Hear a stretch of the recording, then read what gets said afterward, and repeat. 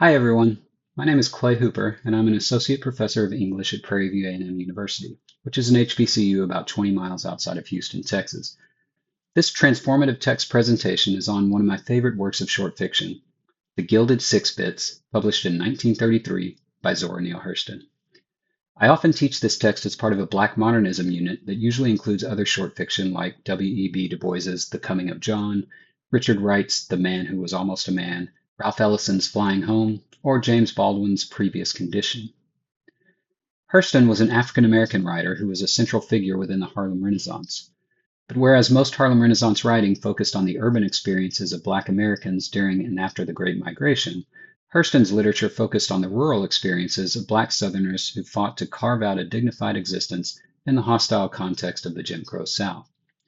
Hurston was a cultural anthropologist by training, having studied at Columbia University alongside such discipline-defining figures as Margaret Mead, Franz Boas, and Ruth Benedict. And she understood her literature as an extension of her anthropological studies, using fiction as a popular vehicle for deeply nuanced accounts of Southern Black culture and experience. Hurston was born in Alabama and raised in the all-Black town of Eatonville, Florida, which gave her a deep appreciation for the value and possibilities of Black collective effort. Like much of Hurston's fiction, The Gilded Six-Bits is set in an all-Black community that reflects her own experience growing up in Eatonville. The story centers around a young couple, Joe and Missy May, who struggle to determine their own sense of value and dignity within the difficult context of Jim Crow and in the face of personal struggles like poverty and Missy May's infidelity. In a misguided attempt to acquire the type of wealth that Joe, in the beginning of the story, thinks he needs to be a real man, Missy May sleeps with the fraudster Otis D. Slimmons. The Gilded Six-Bits is an incredibly rich text that I love to teach. When I discuss this text with students, we talk about all sorts of things. The theme of prostitution and how Hurston turns it into a metaphor for Black experience in the Jim Crow South, the socially constructed and even individually constructed nature of value. And things tend to really heat up when we talk about Missy May's infidelity, Joe's unexpectedly measured response to it, his ultimate recognition that he's partly to blame, and the fact that they reconstitute their relationship at the end of the story. But for the purposes of this presentation, I want to focus on one key objective that I have in teaching this text, and that's getting students to recognize the importance of contextualization in formulating critical perspectives. In the case of Missy May's infidelity, for instance, students' initial responses are very decontextualized. They're thinking about infidelity in a vacuum, where its wrongness is obvious and uncomplicated.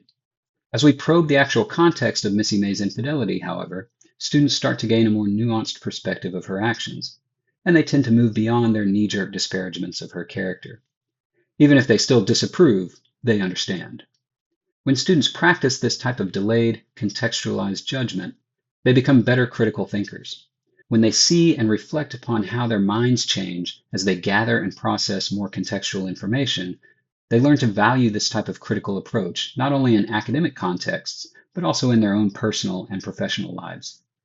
I think this critical thinking habit of contextualization also connects very strongly to ethical reasoning and cultural awareness because it enables and encourages understandings across lines of difference. So if I had to boil all that down into a one-sentence statement of what I want students to gain from their engagement with Hurston's text, I want it to reinforce for them the habit of contextualization as a critical thinking practice. So by this point, you're probably thinking that my strategy for teaching this contextualization habit centers around discussions of Missy May's infidelity. But here's the surprise switcheroo. It actually centers around discussions of blackface, or more specifically, Black appropriations of blackface performance tropes. At the very end of the story, Joe, after deciding to rebuild his relationship with Missy May, is on his way home with his weekly wages, and, as was his custom prior to Missy May's infidelity, he stops at a candy store to buy her some chocolate kisses. The candy store owner is white, and Joe essentially slips into a blackface performance during their encounter. Now, through the course of the story, we, as readers, have come to recognize Joe as a thoughtful and emotionally mature individual. But in his interaction with the candy store owner, he reinforces many of the racial stereotypes transmitted through the blackface tradition, particularly those that present Black character as ignorant, carefree, and childlike. After their interaction, for instance, the store owner comments, using a racial slur that I don't care to reproduce, Wished I could be like these fill in the blanks. Laughing all the time, nothing worries him. Now, the candy store owner's perception of Joe is obviously shaped by his internalization of racial stereotypes. But Joe's performance clearly reinforces that perception. Joe actually wants the candy store owner to view him as ignorant and carefree. So I ask my students why. And my hope is that by the time we arrive at this question, they're equipped to give a nuanced, contextualized answer. And this is asking a lot. I teach at an HBCU where 95% of my students are African American, so this question cuts deep. I'm asking them to set aside the deeply ingrained civil rights era discourses about Uncle Toms and race traders to examine the specific contextual circumstances that surround Joe's blackface performance. So, how do I do this? First, I almost always assign students to read the Gilded Six-Bits after they've read W.E.B. Du Bois's The Coming of John. The protagonist of that story, John, is a young man from the rural South who manages to leave his small town and attend college. Through his education, John comes to embody what we might recognize as the new Negro, educated, proud, and not content to tolerate American racism. John returns to his hometown to open a school, but finds himself consistently violating the customs and mores of both the black and the white South. By the end of the story, John's school has been closed down, and he seemingly commits suicide just before being lynched by a white mob. The ending is a little vague, but John definitely dies. Now, of course, Du Bois rightly intended the story as a critique of the racism and violence of the Jim Crow South. But I also want my students to engage with difficult questions about John's strategies for operating within this unjust context. They initially regard John as heroic in pretty uncomplicated terms. He sacrificed his life to preserve his dignity. Case closed. But when we talk about the fact that John's decisions also lead to the destruction of the school and any foreseeable opportunity for the further education and advancement of the local black population, they're forced into some degree of uncertainty. Maybe John's individual dignity wasn't more important than that larger project. Now, I could say a lot more about the coming of John, but the point here is that by the time we get to the Gilded Six-Bits, my students have already begun to grapple with the complexities of formulating effective liberation strategies within such hostile and violent contexts as the Jim Crow South. Now, prior to reading the Gilded Six-Bits, we also discussed the history of blackface minstrelsy as a vehicle of derogatory racial stereotypes. Additionally, I introduced my students to the history of black appropriations of blackface performance tropes in the early 20th century. We look at figures like Louis Armstrong and Josephine Baker, whose performance styles were drawn largely from the conventions of blackface minstrelsy. Regarding Armstrong, legendary civil rights lawyer Thurgood Marshall once called him the #1 Uncle Tom, the worst in the U.S. And civil rights era jazz icon Miles Davis once said, using Armstrong's popular nickname, "I loved Satchmo, but I couldn't stand all that grinning he did." When I asked my students why black performers like Armstrong and Baker would reproduce the negative stereotypes of blackface minstrelsy, student responses are understandably negative. Maybe they were too ignorant to know any better. Maybe they were greedy and just trying to profit off those stereotypes. Maybe they were race traders. To complicate these hasty interpretations, we talk about the fact that, at least by the 1950s, both Armstrong and Baker were forceful civil rights advocates. We look at press clippings like this one from 1951, when Josephine Baker's accusations of racist treatment at the Stork Club, a posh New York City nightclub, led to popular demonstrations that were covered in the national press. And this one from 1957, when Louis Armstrong spoke out forcefully against opposition to school integration and President Eisenhower's initial inaction.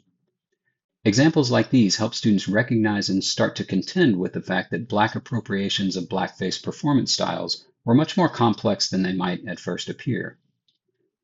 This brings us back to the Gilded Six-Bits. When I teach this text, I place a lot of emphasis on the very first sentence of the story. The sentence begins like this: "It was a Negro yard around a Negro house in a Negro settlement." We talk about how Hurston is foregrounding black self-determination and collective effort. It's not just a black house, it's a black settlement full of black people working together to build resources and opportunities. And the following sentences make it clear that Hurston regards this effort as effective and worthwhile. Countering prevalent stereotypes of the period, this black town is not neglected and mismanaged. It's humble, but well-ordered and thriving in its own way. There was something happy about the place, Hurston writes. The front yard was parted in the middle by a sidewalk, edged on either side by quart bottles driven neck down into the ground. The fence and house were whitewashed, the porch and steps scrubbed white. The front door stood open to the sunshine so that the floor of the front room could finish drying after its weekly scouring. It was Saturday, everything clean from the front gate to the privy house. Now, we might question why Hurston places so much emphasis on cleanliness and order here, but the larger point is that she's emphasizing the viability, the dignity, and the happiness of Black communities. But let's go back to that opening sentence, because so far we've only looked at the first half of it. Here's the full sentence. It was a Negro yard around a Negro house in a Negro settlement that looked to the payroll of the G&G Fertilizer Works for its support. G&G Fertilizer is where Joe and most of the men of the town work. And of course, it's a white-owned industry in a nearby white town, the town where the candy store is. In other words, as self-contained as the Black town seems, it still exists within the broader context of the white supremacist Jim Crow South. And its very existence depends on the tolerance of that white supremacist order.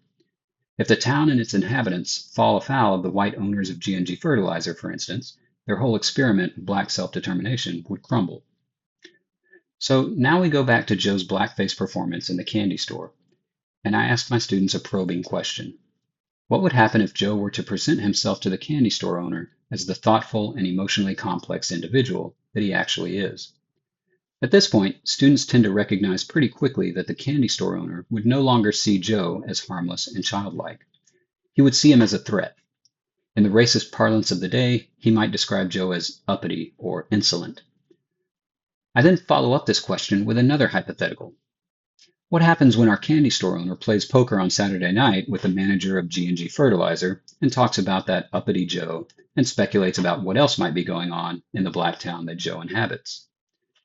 At this point, students begin to recognize that Joe's blackface performance is a necessary strategy for preserving and protecting the town's experiment in building Black resources and Black self-determination.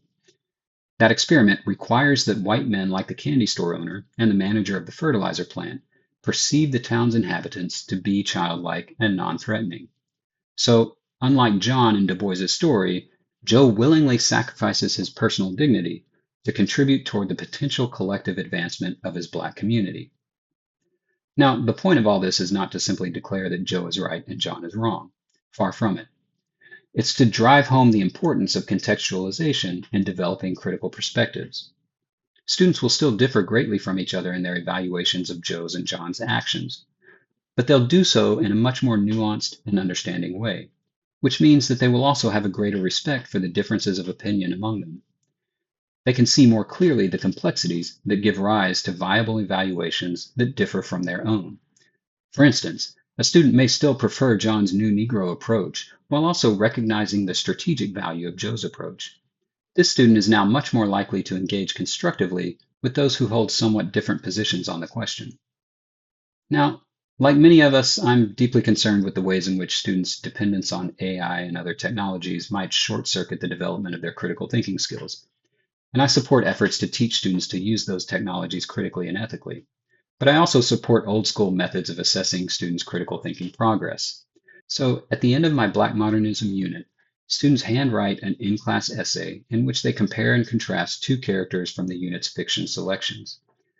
So this could be Joe and John, but it could also include Todd from Ellison's story, Dave from Richard Wright's story, or Peter from Baldwin's story. All complex characters who pursue very different paths. In their essays, students must use the practice of contextualization to critically evaluate the characters' different strategies for operating within the very difficult context of Jim Crow-era segregation. And again, my goal here is to reinforce the habit of contextualization as a critical thinking practice so that students recognize its value within other academic, personal, and professional settings. All right, thanks for hanging in there and listening to my transformative text presentation. I hope you've enjoyed it and maybe even found something useful to take from it. Again, my name is Clay Hooper, and I'm an associate professor of English at Prairie View A&M University. I'm also one of the original PIs on the Human Experience Project. So if you'd like to open up a dialogue about this presentation or the initiative in general, don't hesitate to shoot me an email. I'd love to hear from you.